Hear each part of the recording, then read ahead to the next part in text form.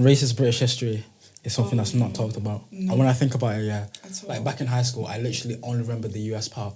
Do you know what I mean? So the slavery, the roots. You know what I mean? 12 years a slave. Like, those are the only things. Yeah. But there needs to be films about other things as well. One, we weren't just slaves. It's not like... I feel like it's even to a point where, like, a lot of us believe that everyone that was enslaved was just like, yes, master, no master. You know what I mean? But there was actually some of them that were rebelling against that and trying to, like... You know what I mean? And those stories need to be told as well, because when you just tell a group of people, right, you used to be slaves, it's like, that's all we used to be. That's all people remember us for. Do you know what I mean? But then, like, when they talk about like great white people in history that have overcome things, it's like, yeah, this is the greatest guy. He did this. He did this. He did this. Yeah. But there's black people that did that. There might be Indian people, whatever people that did that. Do you know what I mean? That's why we have Black History Month to celebrate. We shouldn't just those. have a month. That's not good enough. And apparently, they're gonna have. It's gonna be a thing that's introduced into schools here now, because they already do it in America, but here, but are they going to talk about what we need them to talk about? Or is it just one of those things where they're like, oh, here you go, here's a month for you guys, just for you guys. It shouldn't be a month anyway. You know what I mean? It shouldn't be a month anyway. It should just be something that's taught regardless. You know what I mean? And to say that they're introducing it into schools now, it's a bit mad as well, because why didn't you do it before? It should be a whole subject. Like, we need to have the conversation of this reparation for slave owners in the UK. Do you know the what? reparations for slave owners? Like, up until 2015, they were getting reparations because they let slaves go. Were getting reparations for what? What is a reparation? For having to free their slaves. What is reparation? What? It's like they were getting paid for freeing slaves. Yes. You don't even know that. Like, do you know what I mean? That's information that I've had to have to come across on social media, but I should just know that. You feel me? Yeah. Do you know the Queen's crown? You know it has diamonds from apartheid in it. Mad. And ask her to return it. Guess what she'll say to you? Hell no. Wait, from where? No, all this English is I keep hearing a lot. You know of diamonds. Stuff, You know the Queen's crown. The diamonds in it are from South Africa, and she got them from apartheid. What's apartheid? It was when black and white. So it's kind of like what happened, like the segregation back in the 1950s in the US, but also happened in South Africa as well. She's been living for that long? She's been around. She's been having time. She's 94 the other day, isn't it? Yeah, she was her birthday the other day. What's in that tea? Listen. Yeah. So the apartheid happened. It's actually not. It's no more than. I don't think it's more than 30 years ago. It's less than that actually. Yeah. The thing is here, it's a lot of things are. They do a lot of things to cover up things to make it subtle. Yeah, like the other day, bro. Like I've known Winston Churchill as a war hero, bro. Like I was even watching this film called Darkest Hour the other day. Fire, bro. His speeches, everything fire. I'm like, Churchill's the guy, bro.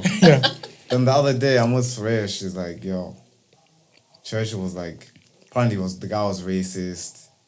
Like he was saying wild stuff, like all these things. So I'm like, what? Yeah. This is a war hero. What are you talking about? I'm defending Churchill, but apparently the guy was not a good guy. I know he was already controversial, but I didn't think he was like full on racist. See, when someone's gonna tell you, forget about slavery.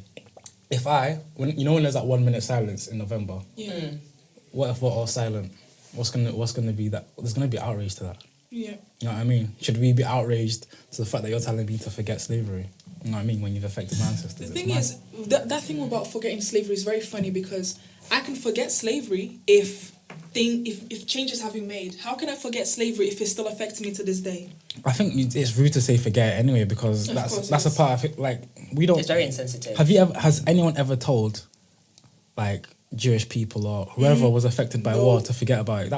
It's enough years ago now for people to be like, well, it doesn't matter now. You know what I mean? Well, it's not the same anymore. Let's get over it. But no one's doing that.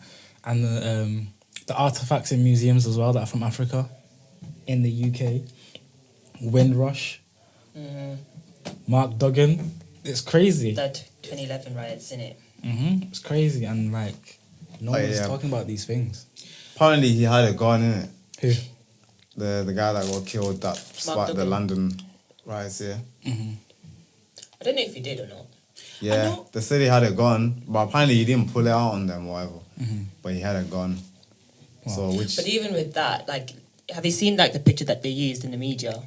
Nah. So basically, they used the meat because there was a picture of him actually holding like the tombstone of his daughter that passed away, and what the media did, they kind of cropped it. So they cropped off the fact that he was holding the tombstone and just like having like a picture just like that, which dehumanized him even more, saying that he kind of deserved what happened to him. Make him a thug. Yeah, making him that quote unquote thug. Yeah. And then like to this day, like hearing like you heard about the Misha B thing, haven't you? Yeah. Oh, that one. Oh boy, and to think that wasn't that long ago as well. Misha B. Yeah. Oh. She was being bullied. Basically, the media. Basically, I don't know if you heard. She's been, but they told me that. Let her tell her the story as well. So basically, the whole X Factor, what happened and whatnot. Misha B. She was given the name Misha B because the media could easily play it off as Misha the bully or something like that. You know what I mean? So what was happening is producers would try and look for things to make her seem problematic, especially when it comes to black women. If you're a bit feisty, if you're a bit this or that, they'll make you like, oh, you know what, she's a bully. So because she stayed true to herself, because she was like, if you heard her live, she was basically just minding her own business. It was just people provoking her. And then when she reacted, people were like, oh my gosh, why are you reacting? Like, you know what I mean? People acting like that when it had nothing to do with her. And then when it got to the live shows and whatnot, producers would be telling some of the judges, kind of talk about, you know, her feistiness backstage on TV. So she'll have a performance which is brilliant, and then you'd have Lou and Talisa saying you're a bit over competitive. But how can you be over competitive in a competition? Does that make sense? Or you're a bit overconfident. How can you? This is the thing. If you keep telling black girls that they're overconfident, like why? Yeah. Can she not be confident? Shouldn't she be confident? Yeah. Even saying that, oh, she's the next Tina Turner. Why can she not be the next Misha B? Why can she not be the next her? You know what I mean? So they always tried to dehumanize her and put her down to the point where I think from X Factor, she got PTSD? PTSD, yeah. Yeah, she suffers from that because of how she was treated on the thing. And then obviously Talisa gave her rubbish quote 2 unquote cents. apology Her video. rubbish 2 cents. Because you know what really made me angry about that apology? It's like, if Misha feels this way, we should kind of deflect in the fact that she is hurt and she's had to like deal with everything. But you're saying, if you feel that way, I'm sorry. Yeah. You're not really saying I'm sorry for what I did to you, knowing that you did that. She's saying really if. the words are so powerful. And when she said that, I automatically was like, and then she started saying about stuff about how her dad grew up in Congo. He's And so white, I'm like, though. sis, but that's still not. How does that? It's so connect irrelevant. with It's so irrelevant. what you did to like Misha they, B, they love saying the most irrelevant things yeah, to try and make themselves seem like, no, I must be. I can't be. No. Yeah, she was You know what I really mean? dehumanized in the media, and that really played on it. And imagine at that time she was only 19. Now imagine 19-year-old you being on the media, people calling you a bully when really you were just minding your own business in a competition that you wanted to win. And you knew you had the talent to do it, and you knew you had to be competitive. You knew sometimes you had to put on a front as well, just so that you can't be hurt, because, you know, they tried it. And for the judges as well to take that on from that, what the public was saying or what people were saying backstage, to bring on national TV so that people, the audience and the public can bully her in itself, that is evil. It's outrageous. It's There's really no like adjectives to describe some of the things that these people have done. And that's the thing. One thing you've mentioned there is her being herself. So I think that's one thing we need to do. Just be yourself, man. Absolutely. See, but the thing is, people are always gonna try and. do you know how? No, but you're not make thinking about it yourself. like. Are you thinking about it like? Do you know how hard it is to be yourself when people keep criticizing you for being That's what I'm yourself? saying. Despite that, you need to be yourself, because it's not. Have you that thing experienced it? doesn't even happen. Have you experienced you being yourself and someone telling you, "Nah, you can't be like that"? To be like, "Yo, just do it." Do you know what I mean? Yeah, I have.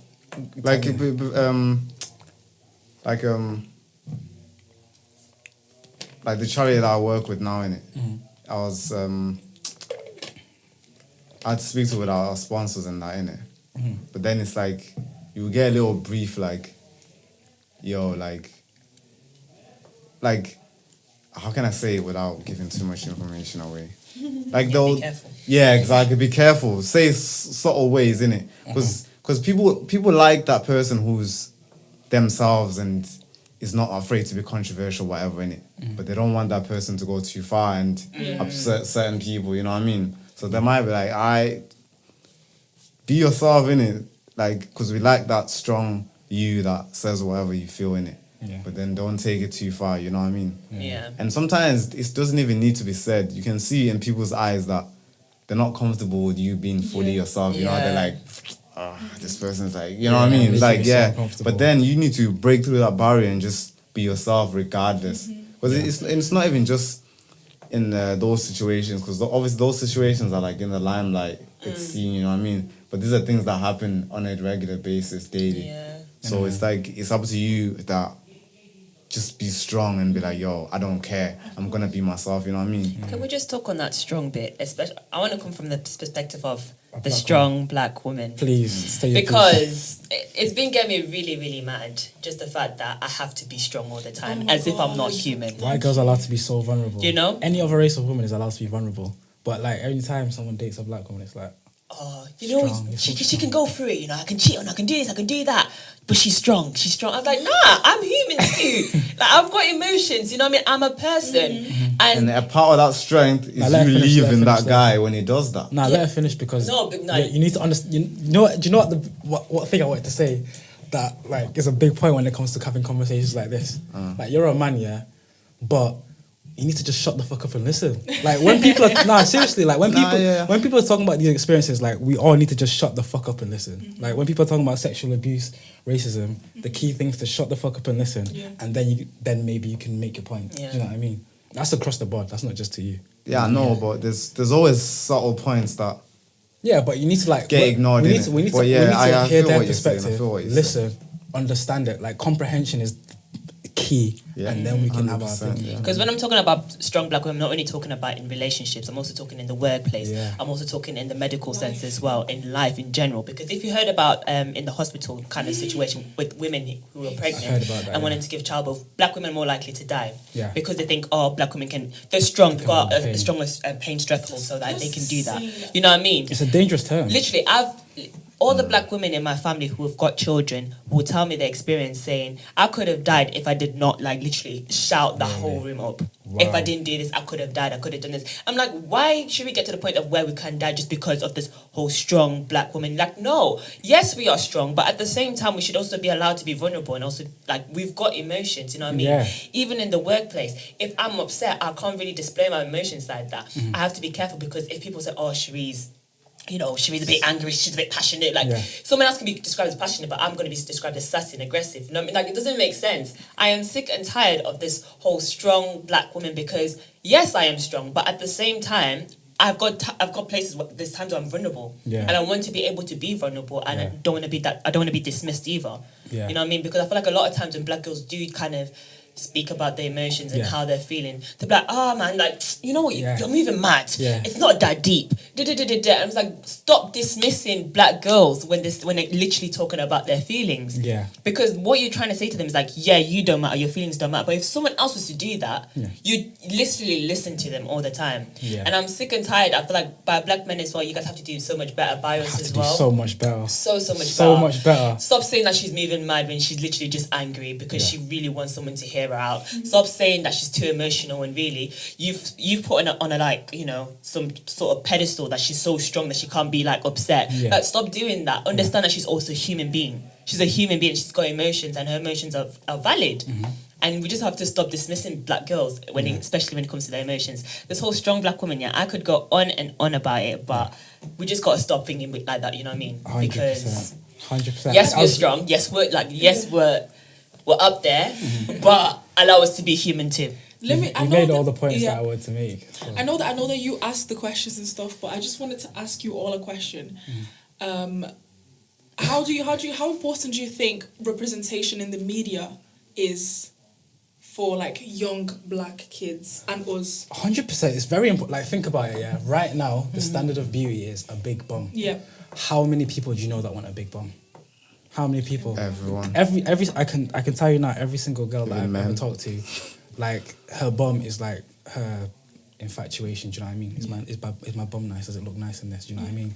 That's because it's being pushed. Like, have a nice bum, have a nice bum, have a nice bum, have nice lips, have nice lips, have your hair nice, have it long, blah blah blah blah. So clearly, but men have a big part to play in that as well, though. Part to play in beauty. Because if you guys turn around and say, boobs are not attractive, we're gonna find a way to wear clothes or do this, do that to hide it. Do you know what I'm saying? There was a time where boobs were attractive though before bums were, because people didn't want to have a big bum.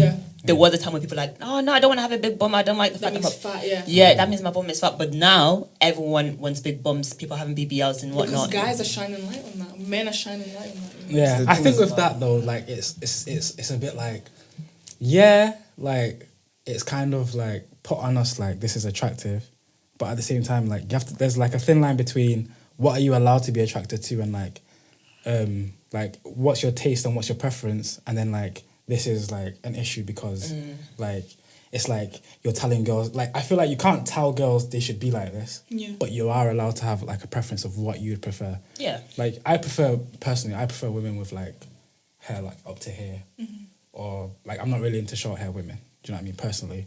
But I noticed there's an issue of people like like why don't you like guys with short hair? But like it's dangerous if we start telling people what they're allowed to prefer. However, do be aware like of where your idea of beauty is coming from as well. Do you get me? That part. Like you need to. That part. It's- Go ahead. So up to here, what? Like white girls then? No. Like if If it's weave, it's a weave. You know, it's one of them, great. yeah. You know, I think the problem is a lot of people. This is probably the biggest problem. People are always trying to please other people. Yeah. Oh, that's so true. Yeah. Like that's where all these things stem from. Like your inner voice is now cut off. Like you don't get a say. It's just the outside that dictates what you do and how you feel and all those things. Yeah. So it's like it doesn't matter what they want or this. It's about what you want, and you have to be prepared that there's gonna be consequences Yeah. for you not Accepting yourself. no. I mean, like there's gonna be consequences for you not going by what society wants. Yeah. Because obviously, if society says everyone needs a big ass, and you're like, nah, I'm gonna be myself because I don't have an ass, so I'm gonna base. The chances are you're not gonna get a lot of man them wanting to holler at you. don't say that. But then, listen, you've got to be able to accept that. A lot of people are not willing to accept that you won't get their attention. Be content with that. Okay, I'm gonna be myself. I'm gonna be myself, but that means I won't get the attention. People won't like me if I say this or if I do this. Yeah. As long as you accept that other people are not gonna like what you present, I think you're calm. Beauty is in the eyes of the beholder at the end of the day. To No, be but honest. let's yeah, like I was gonna say, like let's the go thing back is, when it comes to that, yeah, if you just be yourself, there's gonna be someone that's gonna be attracted to that. Yeah. You know what I mean? Yeah. Like, not That's every so guy true. likes a big bum. And even with that, you're filtering out people who would have taken you for granted anyway. So Exactly. if they're not liking you because of the way you are, that's Exactly. fine. But baby girl, those people are gonna like take advantage, and you don't need that stress. Yeah, exactly. And So, it's about Find someone that likes you for you. Yeah, it's about Right. reevaluating the people that you want in your life as well. Because Yeah. a lot of the times people want people that are not good for them. You know what I mean? Yeah. So Let's go back to representation though. And when I say that, I mean like, for example, the one moment that I felt most empowered and most proud was when Black Panther came out. When Oh, Black yeah. Panther came out, I felt like, you know what I felt. So I don't know what I felt, but I No, just it was beautiful. to see like black people, you know, on like everywhere, buses and stuff like that. I felt so this is what white people have been feeling all this time. This is good. No, it's You know true. what I'm I think our generation, like the younger kids, like those younger than us, they've got a better picture of representation now compared to when we were growing up. Absolutely, Because if you think about black girls or black boys, well, there would be like musicians, basically, like rappers. You see a lot of them. But when it comes to black girls, especially dark-skinned black girls, you wouldn't really see much. When I was young, I think was Kelly from Destiny Child. Yeah. I can't think of another, probably Brandy. But like UK was definitely not like That was it, and they'll always be American. But now, these young girls have like, especially because I feel like our age as well, we're very proud of our blackness. We're very like all about it. Our younger siblings and our younger cousins and nieces and everything, they're seeing that, and that's what makes them like want to be a proper black girl because. Embrace it all. They want to embrace it basically, and even in TV now as well, music, we're seeing it everywhere. It's better representation compared to what we dealt with when we were growing up. So it is improving, but it's not where it needs to be as of yet. Yeah. Still You know what I so mean? much work. We're still so much work to do, but it's so much. We've come a long way from when we were young, to be honest. If that's what I would say, yeah. all of this is like it's put me to a place of reflection, man. Like just thinking about like the fact that I don't know my history and I have to learn it from Twitter is actually a madness. Yeah. Oh, of course. You need to be doing so much better. Not doing enough for black women. Like I've definitely been involved in not doing enough. Like I remember like calling Girl Blick for absolutely no reason, and she was trying to be nice to me. And I don't even know why. Exactly. So that's you working on yourself. Yeah, 100%. Realize- Can I ask a question now? Go on. What do you guys think about racism in comedy? Because there's a lot of times where there's bare sketches where let's say a black person is doing whiteface and pretending to be a white person, Or the opposite and way and white people pretending to be black people, or white people doing Asian characters or black characters using blah blah blah. So my thing is now that's gonna be cut off because everyone's gonna be scared to do that because they're gonna get mad backlash. You're gonna get cancelled, bro. You might never work again. Is it a bad thing that? But is that a bad thing? But people like me, maybe you might say I'm wrong for this, but I found shows like Come Fly With Me very funny. Same. Like hilarious. That Jamaican woman in the shop, which is played by a white guy called Mark Lucas, I think. Yeah. That was hilarious. There's this other Asian character called Taj. He was funny. That tries to think yeah, exactly. That was hilarious. But now remember. people are outraged and they're like, oh, this. So you can't even have those type of things. Do you Like know what this. though? No one was actually. What do you pushing for feel? What do you guys feel about No, that? but listen, you don't have to humor. Sorry, humor. You don't have to offend to be funny. Yeah. You know what I'm saying? Like me, for example, I've always you guys know me from like high school, college. I've always had this stupid personality. I'm a clown. But you don't see me, my humor is never really like offending other people to make people laugh. Do you know what I'm saying? Yeah. Sometimes I'm just making fun of myself or I'm just acting silly and do you know what I mean? So you don't always have to offend or bring race into things or sexism or this and that to be funny. So yeah, 100%. there's different ways to humor. So that's what I think. What do you think, Cherie? I don't know, to be honest. I don't know. I don't speak on something that I'm not too sure about. But To me, I found that funny. Like I wasn't mad at it being around. Like they've took it down now, but Yeah. you have to move with the times, don't you? Yeah.